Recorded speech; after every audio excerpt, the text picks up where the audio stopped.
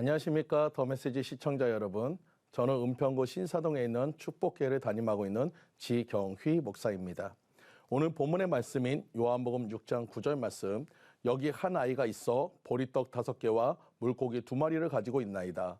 그러나 그것이 이 많은 사람들에게 얼마나 되겠사옵나이까. 오늘 본문의 말씀을 중심으로 오병이의 기적을 만드는 손들, 아이의 손에 관해서 같이 은혜를 나누고자 합니다. 우리는 앞서 오병이의 기적을 만드는 손이 어머니의 정성의 손이었음을 보았습니다.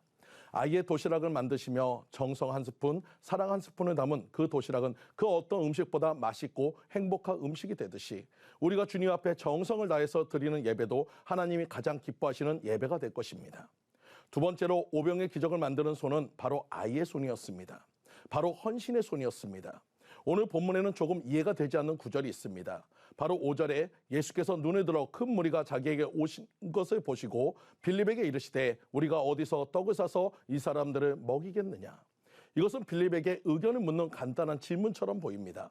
하지만 이 단순한 물음이 6절에 가면 이렇게 말씀하십니다. 친히 이렇게 하실 것을 아시고 빌립을 시험코자 하심이라. 이미 예수님은 빌립의 대답이 어떠할지를 알고 있었다는 것입니다.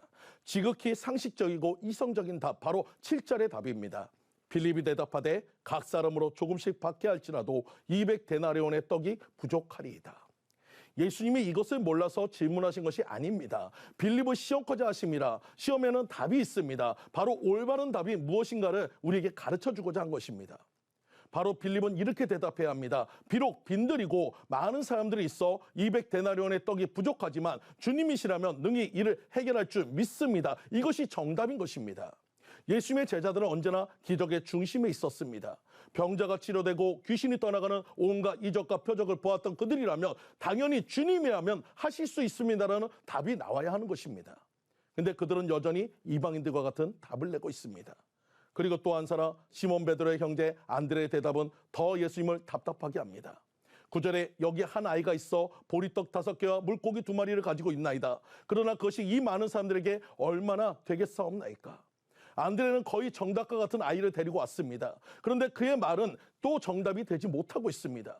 만약에 안드레가 얘기했다면 이런 정답이 돼야 합니다. 주님, 여기 한 아이가 있어 보리떡 5개와 물고기 2마리를 가지고 있나이다. 이것으로 해결될 줄 믿습니다라는 것이 정답이란 것입니다. 제자들은 해결하려는 의지도 희생하려는 마음도 없었습니다.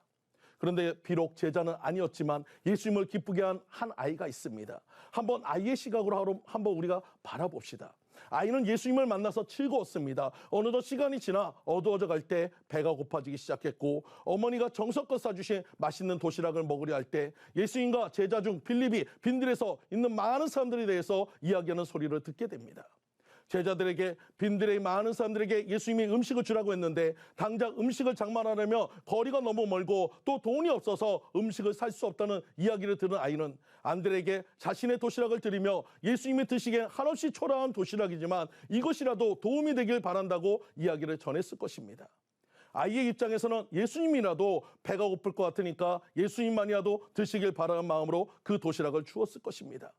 그런데 그 안드레는 예수님께 아이를 이끌고 와서 이렇게 얘기합니다. 여기 한 아이가 있어 보리떡 5개와 물고기 2마리를 가지고 있나이다. 그러나 그것이 이 많은 사람들에게 얼마나 되겠사옵나이까. 물론 이러한 내용은 성경에 나타나 있지는 않습니다. 하지만 우리는 아이의 마음을 충분히 이해할 수 있습니다. 이렇듯 아이 손에 들렸던 보리떡 5개와 또한 물고기 2마리는 예수님의 손으로 건네집니다. 여기서 왜 우리는 아이의 손이 기적의 손이 되었을까를 생각해야 합니다. 바로 이 아이의 손은 드리는 손, 즉 희생과 헌신의 손이었기 때문입니다. 희생에는 대가가 따릅니다. 아이는 자신의 도시락을 들이므로 인해서 이후에는 배고픔을 겪어야 한다는 것을 알고 있었습니다. 즉 희생은 인내를 동반하고 있습니다. 우리가 드리는 희생에는 반드시 인내의 과정이 있고 인내는 연단은 소망을 이루어준다는 것을 믿으시기 바랍니다. 우리가 주님께 드리지 않고는 받을 것이 없습니다. 씨를 뿌리지 않고 열매를 거두기를 바라는 것과 같다는 것입니다. 하나님 우리의 드리는 양을 보시지 않습니다. 그 마음을 보시고 계십니다. 그렇게 두렛돈가부의 헌금을 기뻐하셨고 사르밧가부의 손에 들린 떡을 축복하셨습니다. 오늘 본문의 아이의 손에 들린 작은 도시락의 큰 기적의 주인공이 될 수 있었던 것은 아이의 드리고자 하는 헌신의 손이었기 때문입니다. 펌프 밑에 있는 엄청난 양의 축복의 샘물을 끌어올리기 위해서는 펌프 입구에 부을 작은 물 한 바가지, 바로 마중물이 필요하듯이 내 손에 비록 작고 작은 것이지만 주님 앞에 정성으로 드린다면 그 손이 축복의 손이요 기적의 손의 주인공이 될 것을 믿으시기 바랍니다. 아이는 예수님을 위해 자기 것을 양보했습니다. 그것에는 어떠한 계산도 없었고 이후에 올 배고픔도 예수님이 맛있게 드시기만 한다며 기뻐했을 것입니다. 희생은 누군가를 생각하는 마음이고 계산하지 않는 사랑인 것입니다. 사랑하는 성도님들, 주님께 모두 드리는 헌신과 희생의 손이 되시기를 간절히 축원드립니다. 지금까지 더 메시지 지경휘 목사였습니다.